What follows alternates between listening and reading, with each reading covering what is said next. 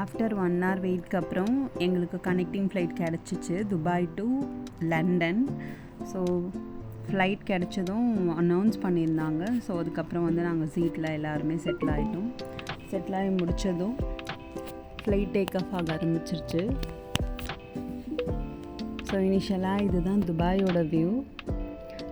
எனக்கு இந்த ஃப்ளைட்டில் அந்தளவுக்கு விண்டோ சீட்டை எனக்கு விசிபிளாக இல்லை. But anyway okay, window seat கிடச்சிது. ஸோ இதில் பாருங்கள் துபாயோட வியூ எவ்வளோ அழகாக இருக்குதுன்னு சொல்லிட்டு என்னால் புர்ஜ் கலீஃபா பார்க்க முடிஞ்சிச்சு. அங்கே தெரியுதுங்களா, ரொம்ப டாலஸ்ட் பில்டிங் இருக்குல்ல, ஸோ அதுதான் புர்ஜ் கலீஃபா. அண்டு இது வந்து சிட்டி போல் துபாயில்.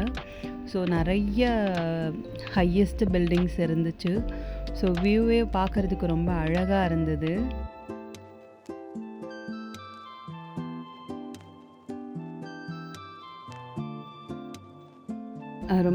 ரொம்ப அழகாக இருந்தது. இங்கே பாருங்கள் புர்ஜ் கலீஃபா, நான் ஜூம் பண்ணுறேன், நீங்கள் பாருங்கள். அதில் பாருங்கள் அவங்க கடல்லே வந்து எப்படி சின்ன சின்ன குட்டி குட்டி தீவு மாதிரி ஃபார்ம் பண்ணி அதுக்குள்ளே வந்து நிறைய பில்டிங்ஸு, ஹோட்டல்ஸ் அதெல்லாமே கன்ஸ்ட்ரக்ட் பண்ணியிருக்காங்க. இங்கே பாருங்கள், இந்த மணல் மாதிரி இருக்குது எல்லாமே அது தீவு இல்லை, இவங்களாம் ஃபார்ம் பண்ணது. டன்ஸ் ஆஃப் மண் வந்து எடுத்துகிட்டு போயிட்டு அந்த தீவு மாதிரி ஃபார்ம் பண்ணியிருக்காங்க. இது ஃபுல் அண்ட் ஃபுல் அவங்களோட ஹார்ட் ஒர்க் மட்டும்தான். இது பார்க்கவே எவ்வளோ அழகாக இருக்குது பாருங்கள். நம்ம எவ்வளோ வீடியோஸில் பார்த்துருப்போம், பட் இதை நான் ஃபஸ்ட் டைம் டைரெக்டாக பார்க்குறேன். எனக்கு ரொம்ப பிடிச்சிருந்தது, ரொம்ப அழகாக இருந்தது. இங்கே பாருங்கள் எவ்வளோ பார்க்க அழகாக இருக்குது.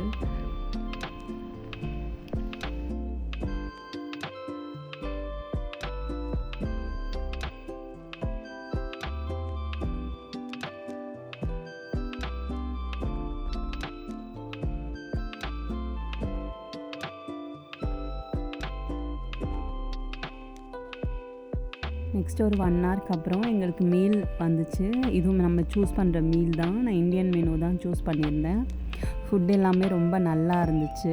இந்த வியூ பாருங்களேன் எவ்வளோ அழகாக இருந்தது, எவ்வளோ க்ளவுட்ஸ் ஃபார்ம் ஆகிருக்கு. அந்த க்ளவுடுக்கு மேலே தான் நம்ம போகிறோம். கிட்டத்தட்ட 40,000 feet வந்து நம்ம எர்த்லேருந்து மேலே இருக்கோம்.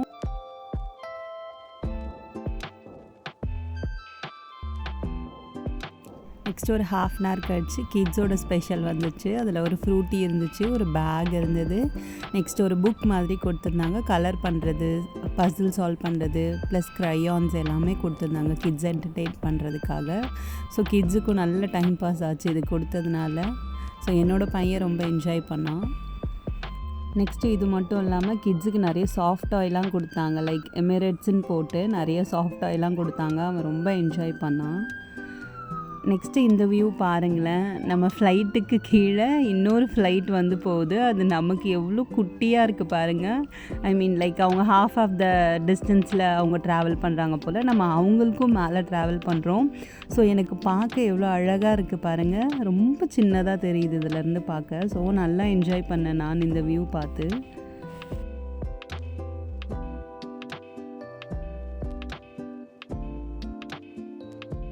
நெக்ஸ்ட் ஒரு 4 hours கழிச்சு ஈவினிங் ஸ்நாக் வந்துச்சு. ஸ்நாக்கில் சாண்ட்விச் அண்ட் டெசர்ட் எல்லாமே கொடுத்துருந்தாங்க. கிட்ஸுக்கும் அவங்களுக்கு ஏற்ற மாதிரி அவங்க சாப்பிட்ற மாதிரி சாஃப்ட் ஃபுட் மாதிரி கொடுத்துருந்தாங்க. ட்ரிங்க்ஸ் எல்லாமே கொடுத்துருந்தாங்க.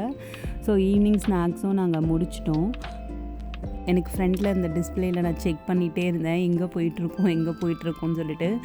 Because Chennai to Dubai 4 hours travel, Dubai to London வந்து nearly 8 to 9 hours travel. So இதுதான் ரொம்ப லாங் ட்ராவல் எங்களுக்கு. நெக்ஸ்ட்டு ஒரு வழியாக நாங்கள் லண்டன் ரீச் ஆகிட்டோம். ஆக்சுவலாக ரீச் ஆகிறதுக்கு ஒரு 1/2 hourக்கு முன்னாடி அனௌன்ஸ் பண்ணுவாங்க, எல்லாம் சீட் பெல்ட்ஸ் வியர் பண்ணுங்கள், யாருமே நடக்காதீங்க அப்படின்னு சொல்லிட்டு. ஸோ ஈவினிங் டைம் போல் நாங்கள் ஆல்மோஸ்ட் லண்டன் ரீச் பண்ணுறப்ப டைம் பார்த்திங்கன்னா ஒரு 9 o'clock, நைட்டு வந்து 9 o'clock. பட் இங்கே 9 o'clock ஆனாலுமே ஈவினிங் மாதிரி தான் இருக்குது. ஸோ நாங்கள் லேண்ட் ஆகிற ஒரு 1/2 hourக்கு முன்னாடி நாங்கள் எல்லாமே ரெடி ஆகிட்டோம். எங்களோட திங்ஸ் எல்லாமே எடுத்து வச்சுட்டு ரெடி ஆகிட்டோம். பட் ஒன்ஸ் வந்து நாங்கள் லேண்ட் ஆனதுக்கப்புறம் அதுலேருந்து வெளியே போகிறதுக்கு தான் ஒரு 1/2 hour டைம் எடுத்துச்சு. ஸோ பிகாஸ் அவங்க எல்லாமே செட் பண்ணி எல்லாருமே பேசஞ்சர்ஸ் வெளியே அனுப்புறதுக்கு அவங்க செட் பண்ணுறது, ப்ளஸ் நம்மளோட லக்கேஜஸ் எல்லாமே அங்கே பேகேஜ் ஏரியாவுக்கு வரணும் இல்லைங்களா. ஸோ அதுக்கு தான் அவங்க ரொம்ப டைம் எடுத்தாங்க. ஒரு 1/2 hour வெயிட் பண்ணி அதுக்கப்புறம் வெளியே போகிற மாதிரி ஆகிடுச்சு. ஸோ வெயிட் பண்ணி நாங்களும் வெளியே போனோம். பிகாஸ் நாங்கள் லண்டன் போயிட்டு லண்டன்லேருந்து அகெயின் ஒரு பஸ் எடுத்து அதுக்கப்புறம் நாங்கள் இருக்க பிளேஸ்க்கு போனோம். ஸோ நாங்கள் இன்டர்னலாகவே ஏர்போர்ட்லேருந்து இன்டர்னலாகவே வாக் பண்ணி அங்கே அந்த பஸ் ஏரியாவுக்கு நாங்கள் போனோம். ஸோ எங்களுக்கு டைமிங் கரெக்டாக தான் இருந்தது. பிகாஸ் என் ஹஸ்பண்ட் கொஞ்சம் லேட்டாக தான் புக் பண்ணியிருந்தாங்க பஸ்ஸு. ஸோ அதனால் இங்கே டிலே ஆனதுனால எங்களுக்கு எதுவுமே அஃபெக்ட் ஆகலை. ஸோ ஈஸியாக தான் இருந்துச்சு.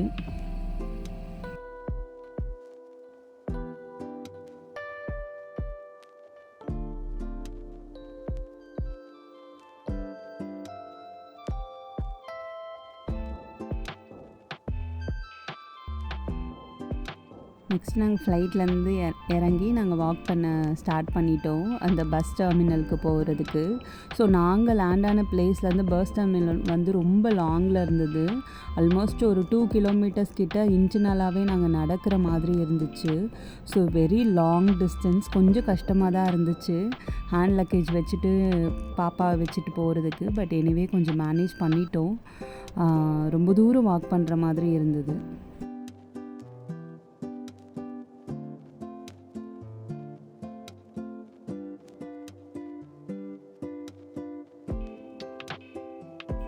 நெக்ஸ்ட்டு பேக்கேஜ் ஏரியாவுக்கு போய்ட்டு நம்மளோட சூட்கேஸ் எல்லாமே கலெக்ட் பண்ணணும். இதுதான் ரொம்ப ட்ரிக்கியான விஷயம். இந்த இடத்துல நீங்கள் காமன் கலர் பேக்ஸு சூட்கேஸ் வச்சுருந்தீங்கன்னா இதில் ஐடென்டிஃபை பண்ண ரொம்ப கஷ்டம். ஸோ எல்லாமே ஐடென்டிஃபை பண்ணுறதுக்கு அவங்கவுங்க ஒரு டேக் யூஸ் பண்ணுவாங்க. ஆர்எல்ஸ் யூனிக் கலர் சூட்கேஸ் செலக்ட் பண்ணுவாங்க. ரொம்ப இந்த மாதிரி பிங்க் கலர் இந்த மாதிரி வித்தியாசமாக இருக்க கலர் சூஸ் பண்ணாங்கன்னா ஐடென்டிஃபை பண்ண ரொம்ப ஈஸியாக இருக்கும். ஸோ ஒரு வழியாக நாங்கள் பேக் எல்லாமே லக்கேஜ் கலெக்ட் பண்ணிவிட்டு பஸ் டெர்மினல் போயாச்சு. நெக்ஸ்ட் எங்களுக்கு 10 o'clock பஸ்ஸு நாங்கள் ஆல்ரெடி புக் பண்ணியிருந்தோம். ஸோ நாங்கள் லண்டன் டு நாங்கள் இருக்க பிளேஸ் வந்து பர்மிங்ஹாம். ஸோ அதில் வந்து நாங்கள் பஸ்ஸில் போயிட்டோம். அது நைட் டைம்ன்றதுனால நான் வீடியோ கேப்சர் பண்ணல. தேங்க்ஸ் ஃபார் வாட்சிங்.